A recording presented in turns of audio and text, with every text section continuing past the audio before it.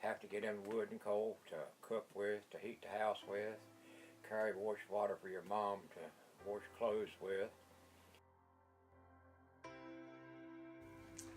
We rode bikes on the main road. A bunch of us cousins lived all around together. It was one big family. You had 4 family members, plus all your cousins. They had all our brothers and sisters.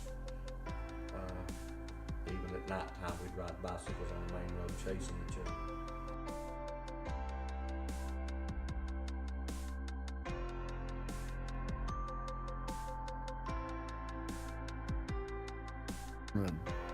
We had a coal heater. I'd have chop wood at home and bring it to school and build fires. They had a tipple right across from us, a coal tipple, and I get coal there to do us all day, and that way we stayed warm. How many rooms was the schoolhouse? We had one room, all we had. We had from the 1st to the 8th grade. Do you know about how many kids were there? There was quite a lot. Okay. Did you get paid? I got paid 10 cents a morning. What did you do with that money? I'd go to the movie, buy popcorn. Had a good time on it. 50 cents a week. Did it take all of it, or did you have any left over? No, I had money left after it cost you a quarter to get in the movie, and 5 cents for pop and 5 cents for popcorn. Okay, good.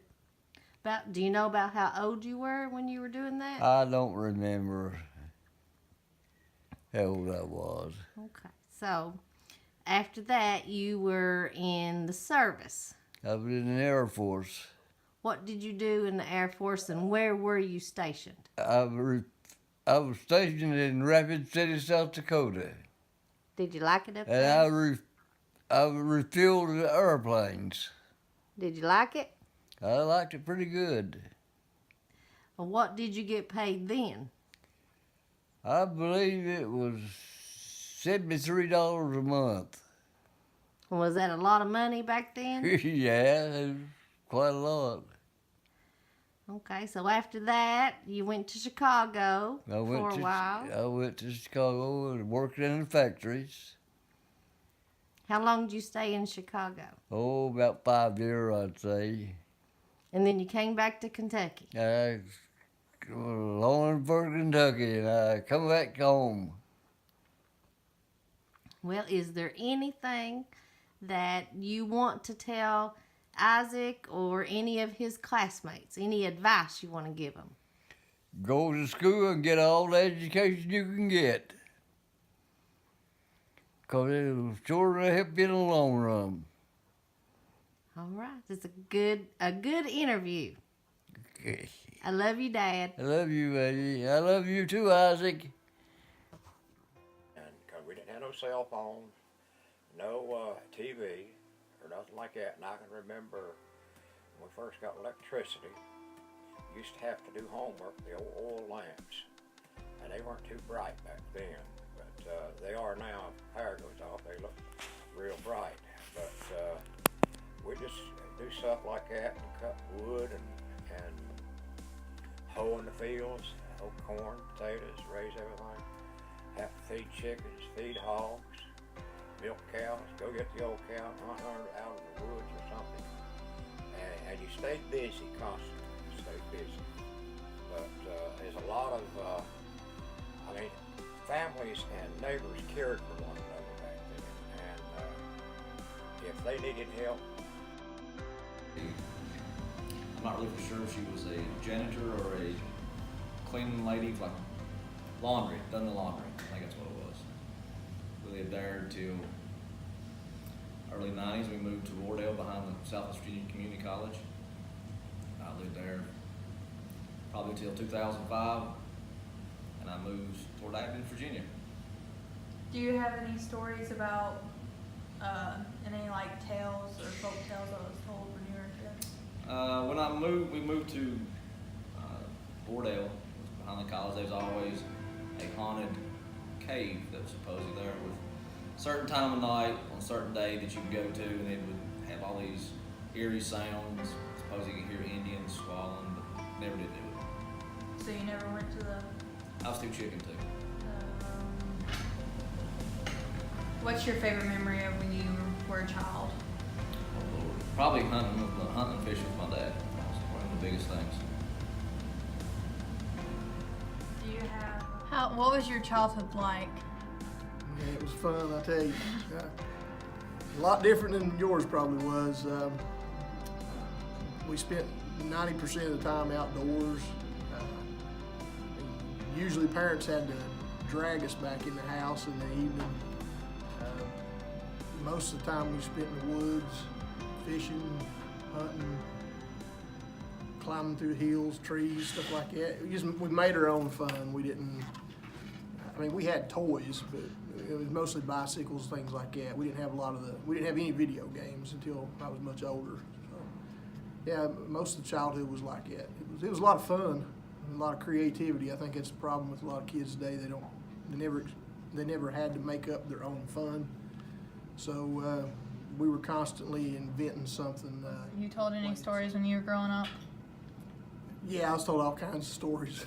Some of them were true, some of them probably weren't, but they were interesting.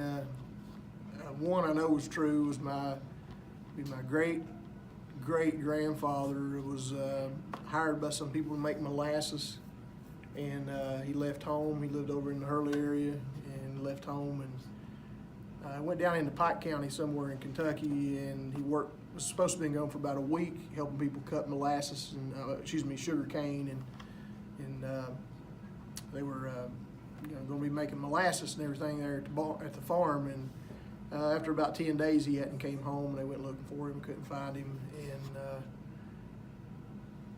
went down there and asked a lot of questions. And next thing you know, they were putting up little flyers here and there, and they told the local sheriff, that he was missing, and he went missing for about 3 weeks, something of that nature. And basically what had happened, they went back a second time, and somebody tipped them off that they had some of the people that he'd been working with found out, he had the money that he had earned on him, and they killed him, and they actually took his body and laid it in a hollow log and drove spikes through his body.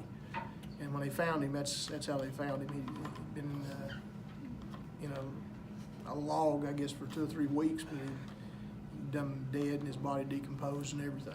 But that was a true story that we'd heard. But you hear a lot of other stories, a lot of them which probably weren't 100% accurate or 100% true. Tell me some of your favorite childhood memories. Riding bicycle,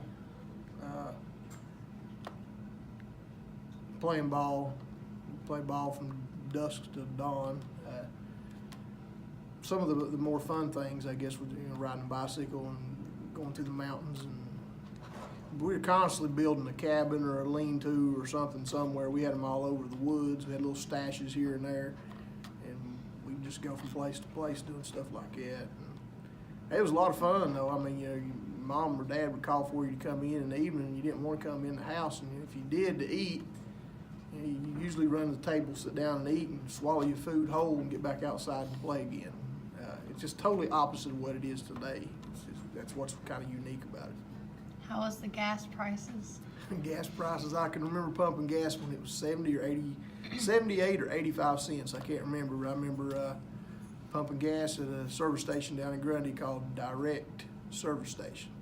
And Mom pull up and get gas. Well, gas was pretty cheap. I remember during the 70s when Carter was president, vaguely remember it, but I remember sitting in a line waiting on gas. You could only get gas certain days of the week, and you was only allowed so many gallons or something like that. I didn't understand it at the time what it was, but I remember sitting in a line, to get gas.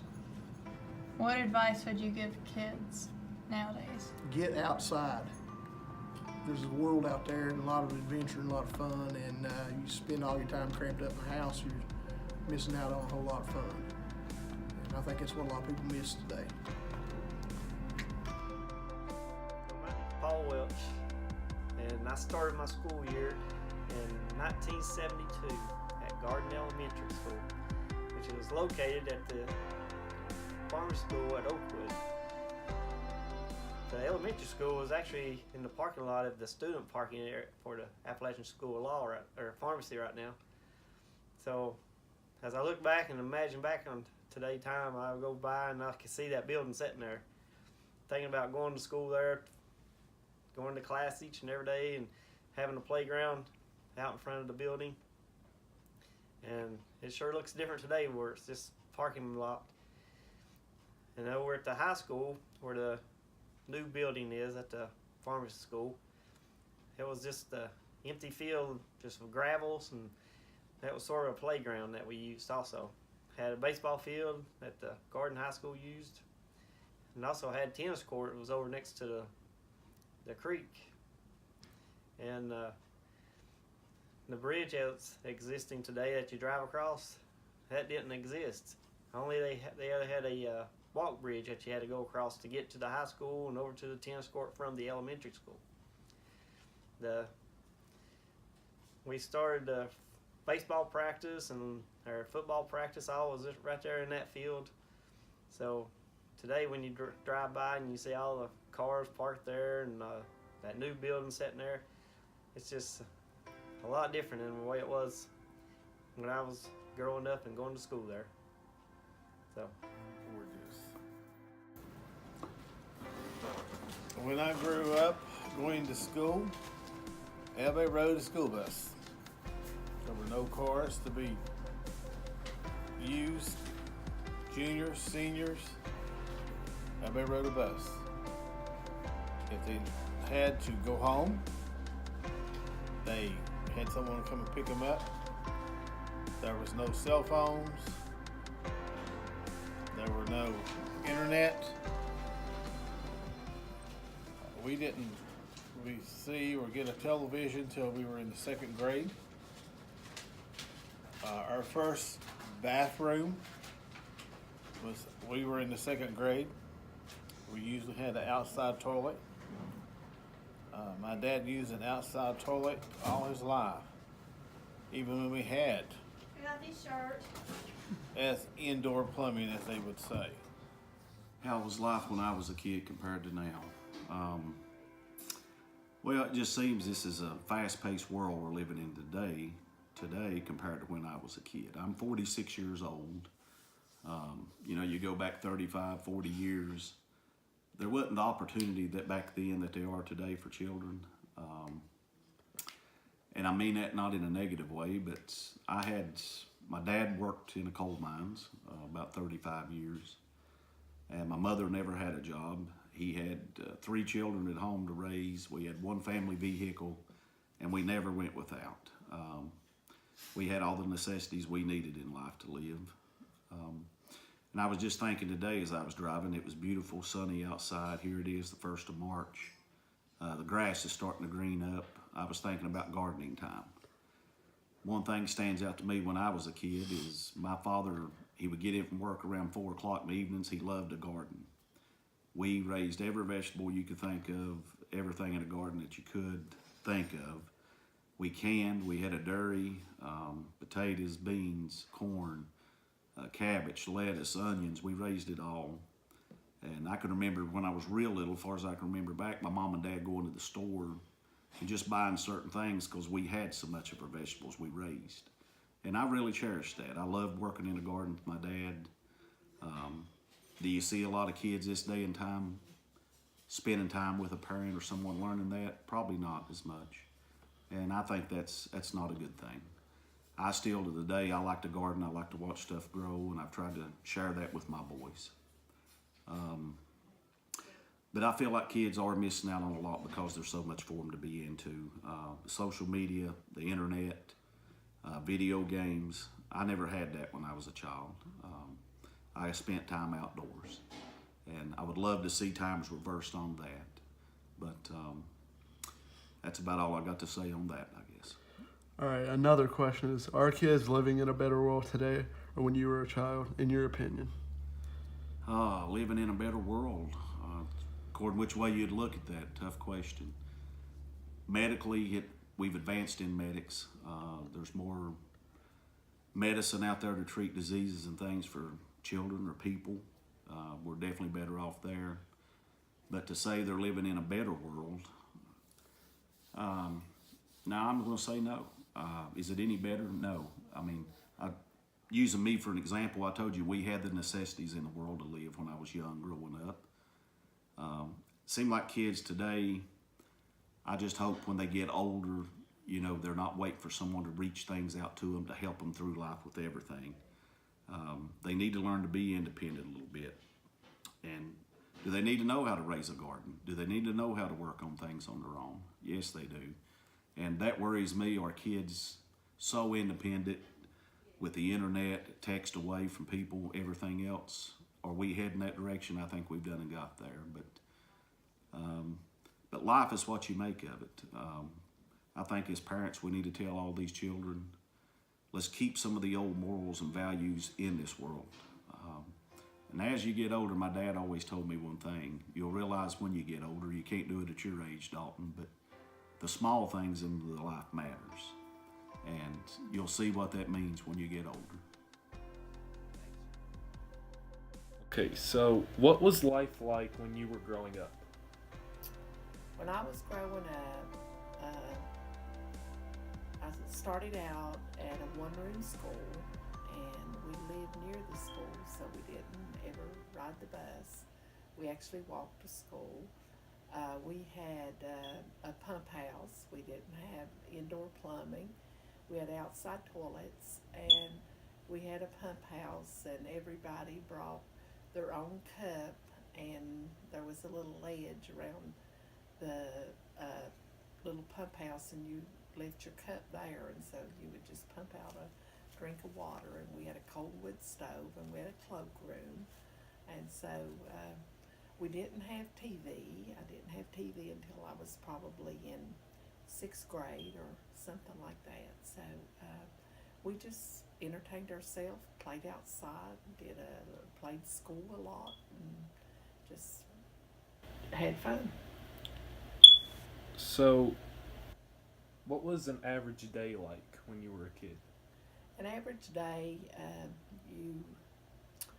we probably, like school days, we got up, we went to school, we come home, we usually had chores. We would have to wash dishes, help sometimes work in the garden. But in the summertime, we would get up, and Mom would always cook a big breakfast, and gravy, biscuits, and I still to this day don't like cold cereal, so we would have breakfast, and then we spent most of the day outside, and probably got up, I don't know, 8 or 9 o'clock, and probably went back to bed by 9 o'clock at night. We didn't have TV, so we went to bed because we were tired, not because that there was nothing to do. So, do you remember any strange tales or old stories from your childhood? No, not really. I don't think. Of course, my daddy could take anything and make a strange tale out of it. So he was funny, and like a lot of people say, funny as a monkey. He could actually make a story out of anything. Do you recall any old legends about this area? No, I'm not. I guess I'm kind of. I think most things can be explained. So if there was anything that a lot of people would consider would be a legend or would be some kind of a ghost story or something like that, I'd always think there was a practical explanation for it. It's not really what a lot of people would think. So, do you know any ghost stories? Nah, just no. I guess I just don't put a lot of credence in that, or a lot of belief. I think most everything has an explanation. So you don't believe in ghosts? I believe in spirits. I don't really believe in ghosts. No, I think there's with spirits, I think there's good spirits, there's bad spirits, and so I think sometimes when people start fooling around with ghost stories and a lot of things like that, they give an avenue for spirits, bad spirits, to come in. So I think you need to just keep yourself closed to things like that, and just I think there's good spirits that Santa Claus, good spirit, you know. So, but no, I really don't. So, what's your view on the Appalachian region? Love the Appalachian region. Wouldn't want to live anywhere else. Really have never lived anywhere else. So it's home. That's my view, you know. And home is, I guess, home is your safety net. That's where you always feel like you can come there and not be judged and not be. The people at home usually know everything about you and love you anyway. So that's how I feel about Appalachia. Okay, thank you. Oh, you're welcome. It had so many chug holes and rocks and stuff in the road, you couldn't hardly hit it or nothing like that. And like I said, we made our own bow and arrows. Go out and get old sticks to shoot in them, and get you a stick in bed to put you a string on, make a little bow and arrow out like that. And you go hunting and get a squirrel hunt, something like that. And if you was at your neighbor's house playing or whatever with their kids, if you did something wrong and if they wanted to spank you, they'd spank you too. But you didn't tell your mom and dad nothing back because you get another. And if the mom and dad knowed about it, they wouldn't go there and jump on them people for doing it, but they knew you deserved it. You deserved what you got. What was life like when you were growing up? Great.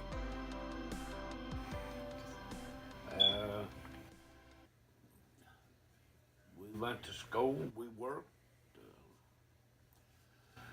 I had a good time. We worked hard and played hard.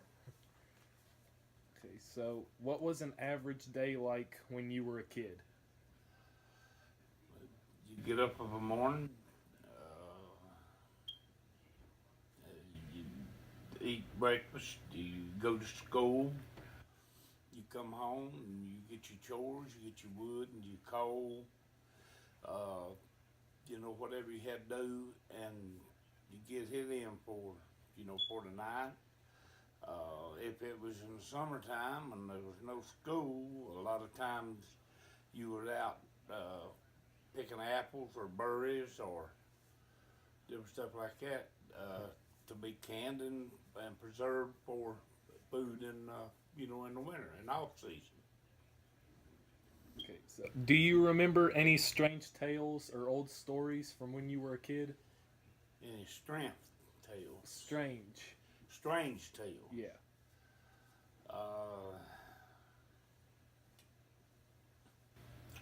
I have people who tell ghost stories, you know, and things, but I guess they was probably a ghost story on every mountain around. I can't, right offhand, I can't remember anything.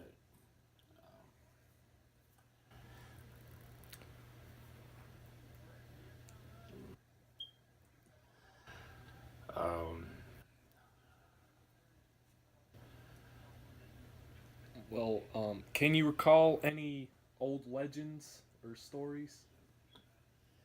Any old legends?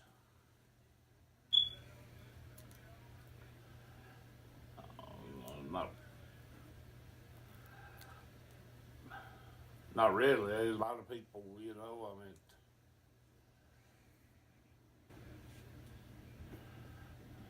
So, do you know any of those old ghost stories that people would tell you? Well, they was people talking about Brown Mountain lights. They was cemetery out here on Brown Mountain. That people said they see lights in, you know, every night. I believe it was a reflection from either the moon or stars on some of the headstones. But people claimed they see lights there and they'd see people getting up and walking around in the cemetery and stuff like that. Car lights would show up. A lot of times you'd be coming around Brown Mountain and you would see car lights look like they was coming right at you, and all of a sudden they'd disappear. That one has never been explained, I don't think, but stuff like that.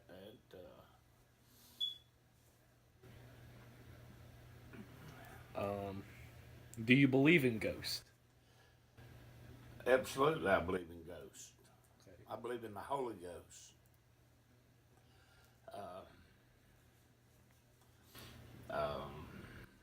As far as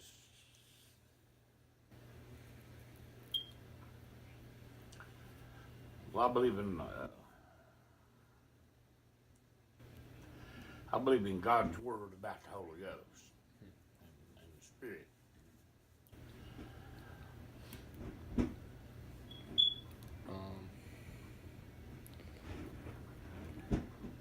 So,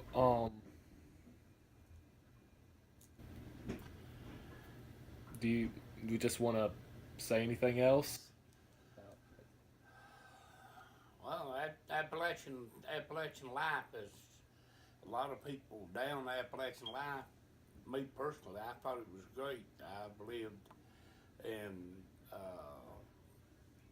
on the Pacific Coast. I've lived on the East Coast. I've lived in Washington State and Oregon and California, Michigan and Ohio and different areas. And for me to choose a place to live, Appalachia has always been my choice of a place, to live. I love the Appalachian Mountains. I love our culture. I wouldn't want to live anywhere else.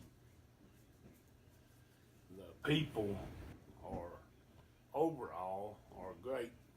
There's some that have flaws, but overall, the people in Appalachia are great neighbors and great people. And the coal mine, I worked in the coal mine, raised my family working in the coal mine, and that was great for me too. I walked in places that I was the first one to put a foot there because I was the one to cut the coal out. That was great. And a lot of people down the coal mine, but I liked it. I enjoyed it. If I had to stay able, I would like to continue to work in it as long as I lived.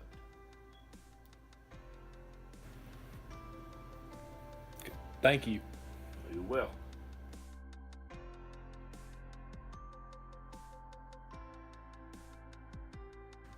We had a big swimming hole above the house that was over your head that you could go on the bridge, and we'd dive off this bridge.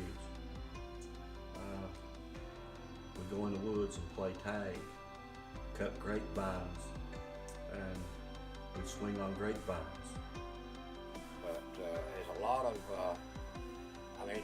families and neighbors cared for one another back then. And if they needed help, you give them help. If you needed help, they'd give you help.